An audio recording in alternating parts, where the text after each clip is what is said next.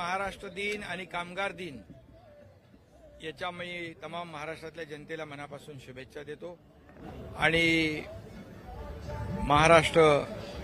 महाराष्ट्रासाठी ज्यांनी ज्ञात अज्ञात हुतात्म्यांनी जे बलिदान दिलं त्यांना मी विनम्र अभिवादन करतो आणि मी माझ्या भावना आता मनोगतातून व्यक्त केलेल्याच आहेत।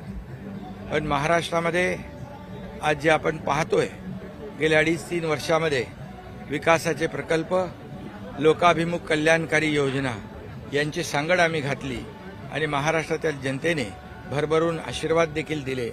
आता मी उपमुख्यमंत्री, देवेंद्रजी मुख्यमंत्री, अजितदादा उपमुख्यमंत्री अशी एक टीम आम्ही जे काम करतोय, गेल्या वेळेचा जे वेग आहे कामाचा त्यापेक्षा दुप्पट वेगाने या महाराष्ट्राचा विकास करू। सर्वसामान्य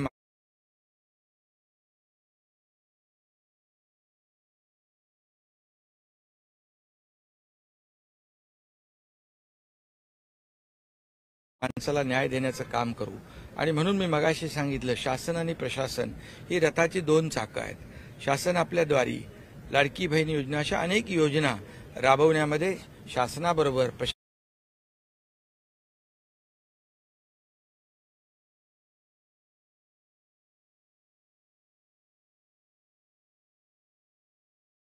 शासनही होतं आणि म्हणूनच अशा मोठ्या योजना कामयाब होऊ शकल्या आणि म्हणूनच या महाराष्ट्र सगळा नंबर 1 आहे देशामध्ये। GDP असेल, FDI असेल, या ठिकाणी सर्व क्षेत्रामध्ये, स्टार्टअपमध्ये क्षेत्रात महाराष्ट्र नंबर 1 आहे आणि महाराष्ट्र नंबर 1 ठेवून आणखी त्याच्यामध्ये त्याला गती देण्याचं काम आमचं सरकार करेल।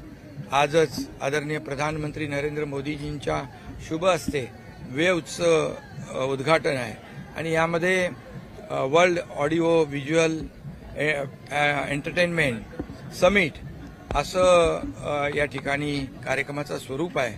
त्यामुळे इंडस्ट्री बरोबरच इतर उद्योगांबरोबरच मनोरंजन आणि मीडिया या दोघांना देखील प्लॅटफॉर्म उपलब्ध करून दिलेला आहे। ही मोठ्या इंडस्ट्रीज आहेत आणि मग इंडस्ट्रीला त्यांना ब्रँडिंग करणं, त्यांचं शोकेसिंग करणं आणि त्यामुळे मुंबईला खरं आणि हे मुंबईमध्ये होतंय म्हणून मी आदरणीय प्रधानमंत्री नरेंद्र मोदीजींचं अभिनंदन करतो, त्यांना धन्यवाद देतो की एवढा मोठा पहिल्यांदा कार्यक्रम होतोय आणि त्यासाठी मुंबई